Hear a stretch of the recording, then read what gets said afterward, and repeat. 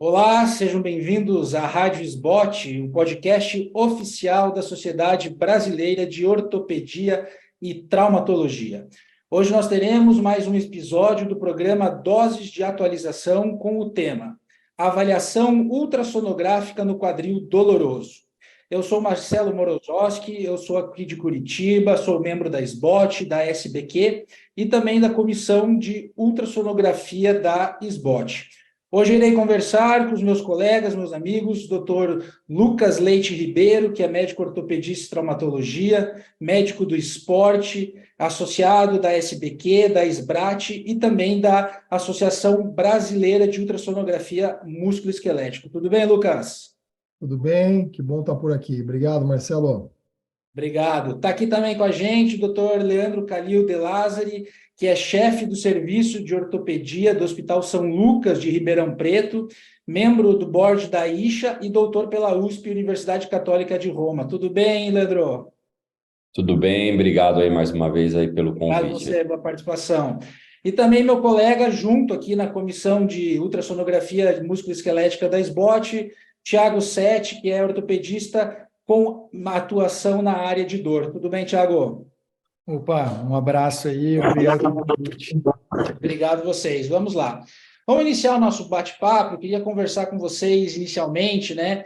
Que hoje na medicina a gente está diante de tantos exames como tomografia, reconstruções 3D, ressonância magnética, né?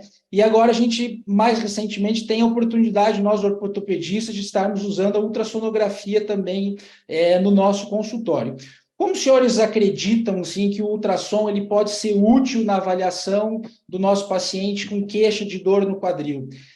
Tem espaço ultrassom no consultório de vocês? Lucas, como é que é por aí? Opa, tem sim. O ultrassom hoje, para mim, é uma ferramenta fundamental no consultório. Eu não consigo mais imaginar como eu trabalharia sem o ultrassom, para ser bem sincero. E, em específico, aí na atuação do quadril, eu realizo o exame físico conjunto com o ultrassom. E eu consigo enxergar as estruturas internas do quadril, a musculatura em volta, os ligamentos, o labro, enfim, o ciático, com o ultrassom. E além de enxergar a estrutura anatômica, que eu estou em dúvida se há ou não alguma patologia, eu consigo fazer um bloqueio teste. Eu consigo colocar uma agulha e colocar um pouco de anestésico, aguardar alguns minutos, alguns momentos, e realizar de novo o exame físico e ver se a dor melhorou ou não, anestesiando aquele ponto-alvo, né? Com certeza. Para mim, hoje é uma peça fundamental no consultório. Eu concordo contigo, né? O ultrassom ele tem ali um valor diagnóstico e terapêutico ao mesmo tempo, né? Então a gente já consegue fazer uma avaliação clínica inicial, né? Visualizar a articulação e também já pensar em alguma coisa terapêutica, um bloqueio teste, né? Como é que é aí em Ribeirão, Leandro, tua prática clínica do ultrassom no consultório você utiliza ou fora dele também? Como é que é a sua rotina? Bom, Marcelo, eu concordo aí com o Lucas, né? Eu acho que o ultrassom, ele é um incremento de modernidade ao futuro, eu acho, para a ortopedia, para o exame físico, para o tratamento ortopédico, é uma barreira que a gente vai, as pessoas que não souberem trabalhar com ultrassom, eles vão precisar aprender, porque vai ser uma realidade, principalmente essa geração mais nova, né? A gente precisa começar a ensinar, porque, como o Lucas falou, ele ajuda muito na avaliação do quadril. Um exemplo prático da clínica. O paciente está com uma dor importante no quadril, uma dor repentina. Você pensa, será que ele está com uma sinovite, com uma pioartrite? O paciente está com dor. Aí você, poxa, vou mandar para o pronto-socorro, vou mandar fazer uma ressonância, vou mandar ele fazer um ultrassom fora, isso aí demora, não chega. Se você tem um ultrassom no consultório, você consegue ver ali a distensão capsular, o derrame ali, né, o derrame articular, e você já funciona o quadril, entendeu? Você já pode injetar um corticóide, um anestésico, enfim, você já faz o tratamento ali no seu consultório, e o paciente vai ficar extremamente agradecido porque você tira a dor do paciente. Ao invés dele ter que sair para um outro lugar, conseguir um exame que às vezes é uma coisa que ele vai ter que agendar, né? Não é uma coisa simples de se fazer. Então, isso é um exemplo. O quadril, como ele é uma articulação profunda, né, a gente tem muita dúvida, né, daquela dor. Será que o paciente ele tem uma dor glútea profunda? Será que ele está com pinçamento no piriforme? Será que ele está com uma compressão dos isquios femorais? Será que ele está com uma tendinite? Mas então, isso é muita coisa. E o exame físico bem feito, obviamente, é extremamente importante, mas o ultrassom ajuda a gente a fazer um exame físico melhor para o paciente. Um outro ponto que a gente tem que também levar em consideração, o paciente fica extremamente, você agrega um conhecimento, não vou falar em valor, porque, por exemplo, eu não cobro a mais por fazer o ultrassom, tá? O ultrassom já está meio que embutido ali na consulta, mas o paciente, ele vê uma diferença, fala, poxa, esse médico me examinou, ainda fez um ultrassom, poxa, que legal, tal, valeu a pena eu ter vindo, né? Então, tem esses aspectos também, porque o paciente sente que você está dando um atendimento melhor para ele, que você está preocupado realmente com o problema dele, né? Então, acho que isso é um outro fator para a gente, que a gente tem que levar em consideração. Sem dúvida, o feedback do paciente é outro, né? Tiago, e aí? Você que faz esta área de dor, trabalha com dor, você deve pegar também bastante dor em quadril. Como é que você vê aí a avaliação, o uso do ultrassom? Perfeito. Então, Marcelo, uma brincadeira que, na verdade, a realidade é que a ultrassonografia virou o estetoscópio do ortopedista, né? Então, a gente já vê em outras áreas e outras especialidades, principalmente na GO, que hoje você não vê um consultório de um GO sem ultrassom. Acredito que em poucos anos nós não veremos mais um consultório do ortopedista sem ter um ultrassom com uma arma para a gente poder avaliar esses pacientes. Então, o Lucas citou muito bem, né, toda essa possibilidade que nós podemos fazer com o bloqueio diagnóstico. O bloqueio diagnóstico é uma das ferramentas mais importantes que a gente tem na intervenção em dor, porque a gente consegue definir exatamente qual que é a estrutura que está causando a dor do paciente e automaticamente já consegue realizar o tratamento. O doutor Leandro citou, né, eu também não cobro a avaliação ultrassonográfica no meu paciente, mas a gama de procedimentos que a ultrassonografia abre para nós no consultório, ela é absurda. Então, você consegue tratar patologias que você não tratava antes. Então, é uma forma, assim, muito interessante de nós conseguirmos melhorar o pool de procedimentos que nós temos e resolver a dor do paciente, que esse é o grande interesse, né? Hoje o paciente, ele está cada vez mais imediatista, ele quer ter uma avaliação, ele quer entender qual que é a lesão dele, ele quer sair também sem dor do consultório. Então, isso acrescenta demais e é a nossa realidade, felizmente, será a realidade dos nossos colegas em pouco tempo. Tomara, eu acho sensacional isso que vocês falaram, que é justamente a gente não ter que esperar por um exame, né? Então, quando você tem o ultrassom no seu consultório e sabe utilizá-lo de forma eficaz, você já consegue fazer uma avaliação. Uma coisa que é muito, acho que é corriqueira para todos, às vezes a gente fica na dúvida, essa dor é uma dor intra-articular ou é uma dor extra-articular, né? É um impingement, né? Então, quando você tem a ultrassonografia, muitas vezes você já consegue saber isso, né? Tem uma sinovite, tem uma lesão labral, ou é uma dor mais trocantérica, uma dor mais lateral. Então, muitas vezes você já faz o diagnóstico no teu consultório e consegue já direcionar melhor os teus exames, né? Você não precisa, às vezes, solicitar vários exames de imagens diferentes, né? Buscando, sendo que você, com o ultrassom, já consegue direcionar o teu tratamento e também o teu diagnóstico. Eu acho isso é algo que é muito importante. Uma coisa que eu acho interessante da ultrassonografia no consultório, então, é justamente essa capacidade que a gente tem, né, de fazer uma avaliação imediata da articulação do quadril, e já ter um diagnóstico mais correto ou até mesmo direcionar alguns exames de imagem. Muitas vezes a gente tem uma dificuldade ou tem uma dúvida se essa é uma dor intra-articular ou se essa é uma dor extra-articular, e com o ultrassom a gente já consegue fazer ou ter alguma percepção de qual seria o melhor diagnóstico e também a direcionamento desses exames, né? Eu queria saber também de vocês em relação a, acho que a maioria aqui trata a questão do impacto femoroacetabular, né? E a gente tem visto, a gente sempre utiliza muitas radiografias, ressonância magnética, e pelo menos na minha prática clínica tem sido bem interessante avaliar um paciente que você tem suspeita de impacto femoroacetabular e fazer um ultrassom nesse paciente, né? Que a gente consegue ver a deformidade, ver o CAM.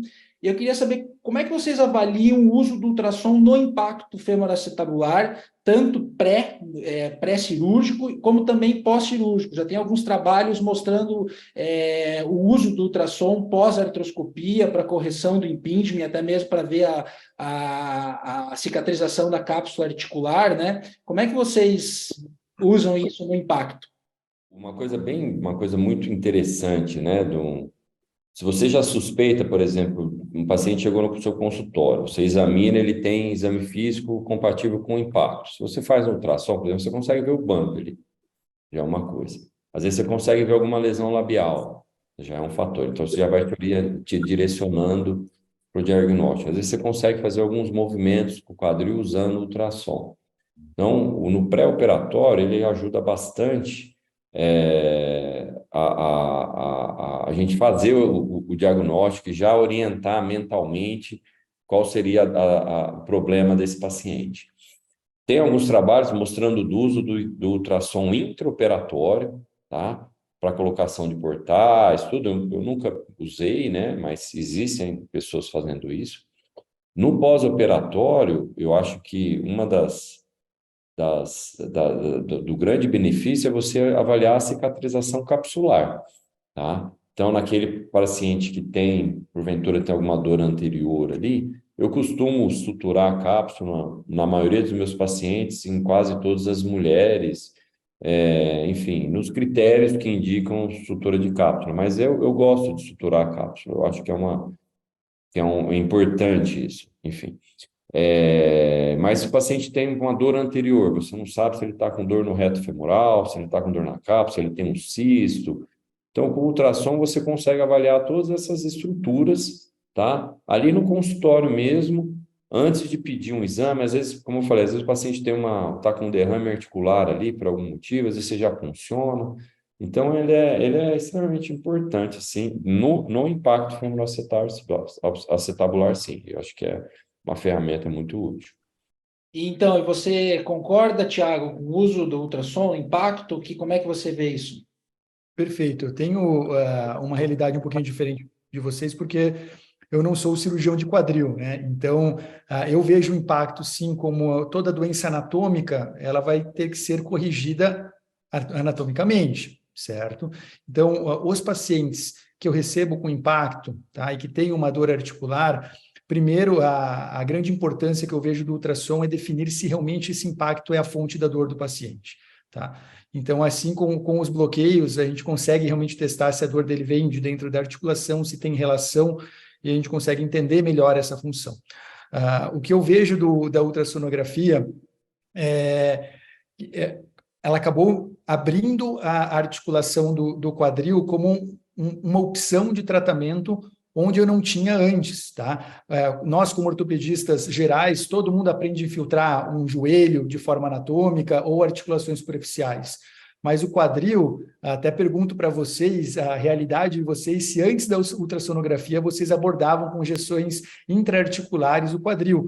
É uma articulação profunda, eu acredito que tem uma chance significativa de erro. Se a gente tem estudos mostrando que tem uma porcentagem grande de infiltrações articulares de joelho, que é uma articulação superficial, chegando a ter até 15% de erro quando não é guiada, eu imagino o quadril. Qual será a porcentagem de erro para fazer uma infiltração intraarticular do quadril, né? Então, isso é a grande chamada que o ultrassom me dá, principalmente para as patologias intraarticulares de quadril. Thiago, isso que você falou é muito interessante. Eu fiz a minha primeira especialização em joelho, depois fui para o quadril. Então, eu faço infiltração em joelho há mais de 20 anos. E há muitos anos, sei lá, acho que uns 10 anos, eu falei assim, poxa, se para o joelho vai bem, tem indicação, nos casos bem indicados, tal, por que não fazer no quadril, nos casos leve a moderados, de artrose leve a moderada, tal? Isso pode ser um benefício para o paciente. E eu comecei a fazer, só que no hospital, com radioscopia. Eu nunca fiz às cegas, tá? Existem parâmetros anatômicos, tá? Eu já dei muita aula de viscosuplementação, e o pessoal me pergunta, eu falo, não faça. Vou te dar um exemplo prático. Algumas vezes que a gente vai fazer uma viscosuplementação no centro cirúrgico, por algum motivo, questão de convênio, enfim, a hora que você coloca o contraste, algumas vezes o contraste a gente sente, acha que está intraarticular, mas ele pega o trajeto do psoas. Sim. Tá? Então, às vezes você vai infiltrar o psoas, tá? E não fazer uma infiltração intraarticular. Como eu também já fiz infiltração do psoas, tá? Por algum motivo. Então, a gente tem que, se no hospital, com o uso da radioscopia, a gente vê que em alguns casos a gente coloca a agulha num local errado, a gente tem que tirar a agulha, reposicionar, injeta o contraste novamente, checa se está interarticular para ir fazer o procedimento. Você imagina isso no consultório, às cegas, né? Então, é realmente assim, a minha posição como ortopedista, não faça às cegas. O quadril ele precisa de ultrassom ou radioscopia. Ponto. Essa é a minha opinião, é a minha conduta. O que você acha disso, Lucas? Concorda também? Você usa sempre ultrassom, usa algum outro método para fazer um bloqueio, fazer uma infiltração no quadril? Olha, eu concordo. Eu acho que sem um método de imagem, não deve fazer um procedimento assim no quadril. Primeiro, porque a gente acerta o ponto que quer. E a radioscopia é fundamental se você quer fazer intraarticular e não tem prática com ultrassom. Mas a radioscopia vai se limitar ao intraarticular. Você não faz nenhum outro procedimento. Você não chega com certeza absoluta no tendão do psoas, no tendão do glúteo, no canal de Alpocke, no ciático, com radioscopia. Então, a radioscopia é só para você, quero fazer intraarticular ou não. Tudo bem, é um método válido, perfeito. Todos os demais dependem do ultrassom, não tem jeito. Tem que aprender ultrassom ou ter alguém ao seu lado que faça para ter assertividade. E o bloqueio, se for fazer um bloqueio como o de Peng, por exemplo, aí é fundamental que tenha, porque no começo eu fazia o bloqueio de Peng guiado por radioscopia, porque eu não sabia fazer ultrassom. Aí depois eu aprendi ultrassom e fiz uma coisa. Eu falei, eu vou posicionar a agulha na radioscopia numa posição perfeita e vou colocar o ultrassom depois em cima para ver onde eu estou. Eu ficava muito próximo da artéria. É muito fácil errar com a radioscopia quando você está fora da articulação. Então não deve fazer. Com a radioscopia só intraarticular, o resto é com ultrassom. Concordo. E além disso, né, o ultrassom também permitiu a gente fazer esses procedimentos no consultório, né, com segurança e absoluta eficácia também. Já que você levantou a bola também de bloqueio, Lucas, aí do PENG, o que vocês têm utilizado para bloqueio? Vocês falaram de infiltração, bloqueio teste, fazer infiltração intraarticular para avaliar se é uma dor articular ou não, indicar o procedimento, também para, né, analgesia, terapêutico. Mas quando você vai trabalhar com a parte de bloqueio de nervo periférico, o que vocês têm usado para o quadril? Como é que é a rotina, ou em centro cirúrgico, nos pacientes de artroplastia, impacto, ou mesmo no paciente que tem uma queixa de dor por artrose no consultório? Como é que é a rotina de vocês? Queriam saber um pouquinho da experiência.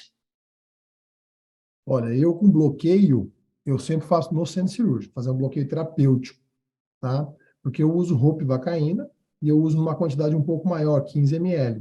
Então, eu não tenho aqui no meu consultório estrutura para parada cardiorrespiratória. Então, eu prefiro fazer, quando eu vou fazer um bloqueio no centro cirúrgico. Tanto faz, se eu vou fazer o bloqueio na região do PENG, lá pegando o femoral, os dois obturatórios, o acessório interno, ou se vai fazer um bloqueio no canal de Alpocke, enfim. Se eu vou fazer um bloqueio terapêutico, eu prefiro fazer no centro cirúrgico, tá? E, inclusive, se eu for fazer um bloqueio com fenol, por exemplo, já é uma outra terapia, né? Uma ablação neurológica, mas eu prefiro no centro cirúrgico. Perfeito. E o PENG é o teu bloqueio hoje de preferência ou depende da indicação? Depende da indicação. O PENG, ele é muito bom, pega bem a cápsula anterior, é uma rotina minha fazer o bloqueio de PENG nas artroplastias, nas fraturas, qualquer cirurgia de quadril minha, eu faço o bloqueio de PENG, eu acho ele fantástico. E nos casos inoperáveis, a gente pode fazer até a neuromodulação nos pontos do PENG, tá? Eu acho que é uma coisa que vai muito bem. Nas patologias com dor posterior, caso a origem seja o ciático, ou caso a origem seja o pudendo, eu faço também o bloqueio, ou do ciático, ou do pudendo posterior, ou a mais fácil ainda, que teoricamente daria para fazer no consultório, que é a do cutâneo lateral da coxa ali um pouco abaixo da espinha ilíaca anterosuperior. É bem fácil de fazer. Perfeito, é isso aí mesmo. Leandro, como é que é a sua realidade em relação aos bloqueios para o quadril? O meu consultório privado, ele fica num centro médico, shopping, que ele é junto com um pronto atendimento. É uma estrutura que a gente tem acesso da nossa clínica pelo fundo num pronto atendimento que tem numa urgência, tem toda uma estrutura ali. Mas assim, o que eu faço no consultório, basicamente, quando eu vou fazer uma viscosuplementação, eu faço uma infiltração intraarticular e eu faço o PENG. É só isso que eu faço no consultório. Então, eu acho que nos casos que tem indicação de viscosuplementação, o PENG ajuda bastante na dor, né? E é um procedimento muito fácil, assim, muito simples de fazer. Então, eu faço no consultório com o uso do ultrassom. Se for outros bloqueios ou neuromodulação, aí sim eu vou fazer no hospital, porque aí eu faço uma sedação com o paciente, é uma coisa, o paciente tem uma chance maior de ter dor. Aí eu acho que é mais confortável fazer no consultório. A maioria também são pacientes que têm convênio, né? Porque particular acaba ficando um procedimento caro, enfim, não que não possa ser feito. Quando tem particular, também eu faço no hospital, tá? Mas aí quando vai fazer bloqueio mesmo, neuromodulação, uma radiofrequência, aí eu faço no hospital. E você, Thiago, você tem usado aí os bloqueios, consultório, como é que tem sido? Perfeito. O bloqueio eu faço no consultório, o bloqueio de PENG, principalmente, em alguns casos mais para avaliar a dor e ver a resposta do paciente. Conseguir montar uma estrutura, né, com um carrinho de parada e tudo mais. Eu acho que tudo isso é porque minha esposa é anestesista, então ela consegue ter a visão melhor do que pode dar errado, né? Então ela acabou me ajudando muito em montar essa estrutura. Agora, o que eu vejo e virou minha prática, principalmente quando eu vou utilizar os procedimentos de radiofrequência, eu faço muito técnica combinada. Eu acho que se soma muito nós podermos utilizar a ultrassonografia e a escopia, principalmente quando a gente fala de denervação de quadril. Tá? Existem alguns casos que a gente precisa optar por atitudes um pouco mais invasivas para tratamento da dor e para denervar, poder visualizar com a ultrassonografia, posicionar com a ultrassonografia, confirmar com a radioscopia, a gente consegue ter tanto essa visão de artérias, veias, a gente consegue ver toda a estrutura musculoesquelética e sim, a gente tem os pontos, os marcos anatômicos que a gente está acostumado na escopia, que foi a minha primeira formação para esses procedimentos de denervação, e quando a gente junta os dois, a gente consegue ter uma assertividade muito boa, né? Então, a gente vai melhorar a qualidade do nosso procedimento. Então, eles podem sim, as técnicas, elas são somatórias e não excludentes, né? Eu acho que essa é uma boa visão. Perfeito, perfeito, concordo contigo, concordo. E me diga uma coisa, para quem está nos ouvindo e assistindo e que queira começar aí fazer ultrassom também, né, fazer os bloqueios, vocês têm alguma dica? Eu vejo muito me questionarem, por exemplo, questão de infecção, né? Ou seja, é seguro, né? Eu não tenho risco de causar uma infecção na articulação quando eu faço um bloqueio desse no consultório, ou faço uma injeção intraarticular. Como é que vocês fazem para ter esse ambiente estéril e ter segurança fazendo os procedimentos em consultório agora? Tem alguma dica aí que vocês possam passar? Vou começar aqui. A degemação, o preparo da região é fundamental, tá? E eu tenho uma sala de infiltração aqui no meu consultório, que nós só fazemos infiltração, então, retirada de pontos, curativo, é tudo numa outra sala, tem uma sala só para infiltração, isso é uma coisa que ajuda, e conhecer um pouco dos produtos de limpeza terminal que tem que ter. uma asepsia boa da sala que faz. Ter uma profissional para te ajudar, ou você faz, o médico sabe fazer de uma maneira bem asséptica, ou ter uma enfermeira que conhece de procedimento cirúrgico, também ajuda. E os cuidados básicos, fazer a degermação da pele com o tempo correto, com o produto correto, colocar um campinho fenestrado, se possível, alguma coisa que isole a região, proteger o transdutor do ultrassom, e usar luva estéreo, material estéreo. É assim, eu vou bater na madeira aqui, eu nunca tive infecção, mas lembrar que você está abordando uma articulação. Risco existe, não é isento de risco. Mas se você se cercar de cuidados em toda a sala, com o pessoal adequado e com bastante cuidado, eu acho que a chance é muito pequena de ter uma infecção, uma infiltração. Perfeito, concordo. Vocês também fazem da mesma forma? Tem alguma coisa diferente? Leandro, Thiago? Não, eu acho que o que o Lucas falou é exatamente isso. A gente tem que, né, obviamente, é um procedimento, tem que ser asséptico, né? E eu acho que o ortopedista, por exemplo, eu já vi radiologista fazendo punção para artrorressonância, cara, dá medo, assim, não são, obviamente não são todos, né? Mas a gente tem muito medo, né, de infecção, né?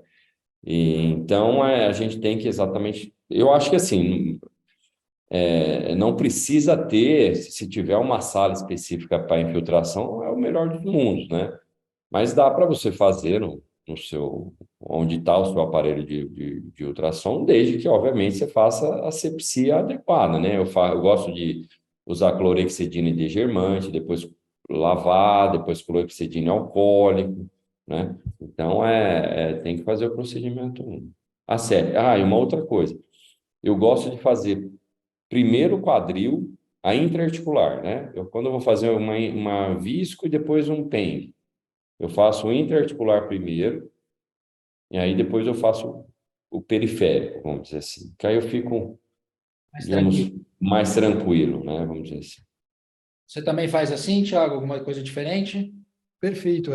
O Lucão ele abordou bem aí acho que a gente tem que ter a visão quando eu faço qualquer infiltração, tanto interarticular como extraarticular, a gente tem que ter uma asepsia como se fosse um procedimento cirúrgico, até porque a gente sabe o problema que é uma infecção intraarticular. Então, o Khalil abordou a história de fazer primeiro os procedimentos interarticulares. Essa é uma rotina minha, e a minha rotina também é que na articulação só entra agulha virgem.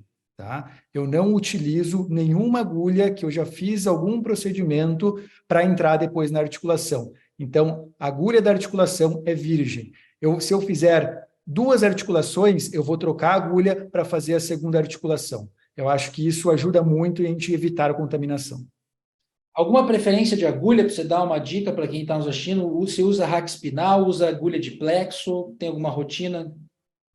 Olha, na clínica aqui, articulação profunda, hack número 22 é a minha rotina e você consegue acessar, na verdade, é uma agulha muito versátil. Você consegue acessar tanto a articulação profunda como outras estruturas mais profundas. Então, é uma agulha que você está vendo o caminho que você irá passar com ela, você está vendo a estrutura que você está cruzando. A gente tem algumas técnicas que a gente pode injetar, às vezes, líquido no trajeto até para conseguir empurrar algumas estruturas para passar com agulha. Então, isso é algo muito interessante, a gente aprende isso na parte de intervenção. Então, a agulha mais versátil que eu mais utilizo é a agulha RAC 22 para os procedimentos. Vocês também utilizam RAC 22, a mesma? Alguma coisa diferente, Lucas? RAC 22, absolutamente igual. Eu também, é o que eu utilizo. Eu para fazer a visco, eu gosto da 20, que ela é mais calibrosa. Eu acho que é mais fácil para injetar o ácido hialurônico, principalmente esses ácidos hialurônicos mais espessos. Eu acho que ela para fazer a visco suplementação, ela é melhor. A minha rotina é a 20, que é um pouco mais calibrosa. Só para a gente entrar quase aqui, já estamos encerrando com o nosso tempo, Só queria saber uma percepção, se vocês também têm a mesma. A dor glútea profunda no quadril sempre é uma área um pouco misteriosa, né? A origem da dor, muitas vezes você utiliza uma ressonância, não traz tanta informação. Depois que eu comecei a usar o ultrassom, eu achei que isso abriu vários caminhos, né? Por ser um exame dinâmico, né? Você consegue avaliar dinamicamente o piriforme, fazer rotação interna, externa, avaliar se existe uma compressão, por exemplo, do quadrado femoral, no impacto isquiofemoral. Eu achei que o ultrassom, para essa dor glútea profunda, que às vezes é difícil de saber a origem, identificar, o ultrassom trouxe assim uma capacidade muito boa de avaliação e até realizar os infiltrações, os bloqueios, testes para isso. Vocês também têm percebido isso na rotina de vocês? Usam bastante para dor glútea? Como é que é? Comentando aí rapidinho cada um sobre essa experiência. O interessante do ultrassom, principalmente para dor glútea profunda, é que Deus facilitou a nossa vida de fazer estruturas que nós temos bilateralmente, né?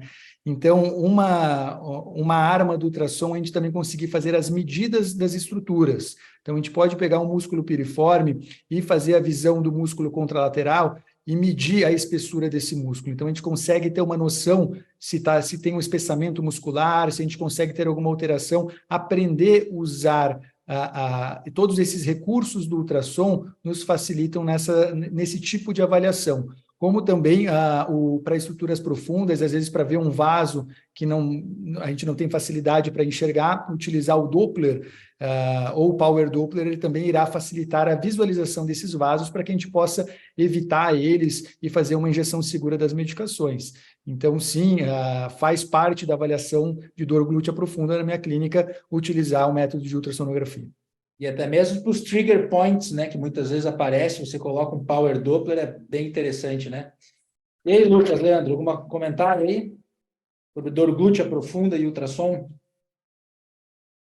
Vou eu aqui. Eu acho fantástico, porque a dor glútea profunda é um grande desafio, né? Eu divido na cabeça lá em coluna, abdômen, retroperitônio, articulares e região glútea profunda de verdade. A região glútea profunda ficou inteira para ultrassom, né? Tem no coluna, abdômen, retroperitônio, não. A gente precisa de outras técnicas para avaliar, mas do forame isquiático para fora, o ultrassom chega em qualquer lugar, né? E o bloqueio do canal de Alcock, pelo menos teste para saber se vem dilador, além das demais estruturas que o Tiago e o Calil já falaram, é fantástico, né? Elucida boa parte do nosso caminho diagnóstico para dor glútea profunda. Sem dúvida. Concorda, Leandro? Concordo, Félix. Vou ficar por último para não falar que eu estou roubando. Bom, concordo com todo mundo. Mas realmente assim, antigamente a gente tinha, né, aquela dor glútea profunda como a síndrome do piriforme e ficava buscando a lesão do ciático ali, a divisão do ciático no piriforme e pedia exame e não chegava nada e não dava positivo. Eu falava, pô, mas o paciente está com dor, mas o cara... Enfim, não era nada disso. Tem N outras estruturas que dá aquela dor na região profunda do glúteo. Às vezes é o quadrado, às vezes é o gêmeo, às vezes, enfim, são outras estruturas que dá dor, às vezes é sacroiliaca, enfim. Então, o ultrassom, ele realmente ajuda a gente ali no consultório a nortear o nosso diagnóstico. Eu acho que uma coisa que é interessante, se você acha realmente que o paciente tem uma síndrome do piriforme, teste positivo do piriforme, por exemplo, que seria, digamos, aí, o mais comum, ali na hora mesmo você pode fazer uma infiltração, um teste terapêutico, ver se o paciente melhora, ou seja, facilita para o paciente, tá? Principalmente facilita para o paciente, agrega qualidade à sua consulta, tá? Porque você consegue ser mais assertivo no seu diagnóstico, tá? E é uma ferramenta que pro quadril, como a gente vem conversando, eu acho que o futuro é esse. Não é difícil aprender. A SBOT tem vários cursos, não é difícil aprender. Tem que fazer um curso e pôr em prática. Você tem que fazer o curso e ter ultrassom, porque não adianta você só fazer o curso. Então, você tem que ficar ali brincando. E aí, a gente que é cirurgião, que é ortopedista, a gente sabe que com o tempo as coisas vão clareando, né? Então, aquele borrão preto vai clareando, você vai identificando. No começo parece que é tudo igual, depois você consegue ver o que é tendão, o que é músculo, o que é osso, e aí vai, né? Então, eu acho que é uma coisa que parabéns, né? A SBOT está fazendo isso, estimulando aí os jovens, aí os colegas ortopedistas a aprender essa técnica importante. Sem dúvida, sem dúvida. Eu acho que a grande lição é que todos nós aqui concordamos, né, do uso do ultrassom e como tem sido. Estou aqui na frente de grandes cirurgiões, de grandes colegas, e todos, né, utilizam na sua prática, no seu dia a dia. Isso é muito interessante e eu acho que nós temos que incentivar realmente o uso, né, do ultrassom para avaliação não só do quadril, mas também para as outras articulações também. Nós poderíamos passar o dia aqui falando sobre só de ultrassom de quadril, de bloqueios, né? Mas a gente vai ter outras oportunidades também para isso. Eu gostaria imensamente de agradecer, Thiago, Leandro, Lucas, muito obrigado pela participação de vocês. E você acabou de ouvir mais um episódio da Rádio SBOT, podcast oficial da Sociedade Brasileira de Ortopedia e Traumatologia. Todas as edições estão disponíveis no site da SBOT e também nos principais plataformas de streaming. Nos vemos no próximo episódio. Até lá. Obrigado a todos.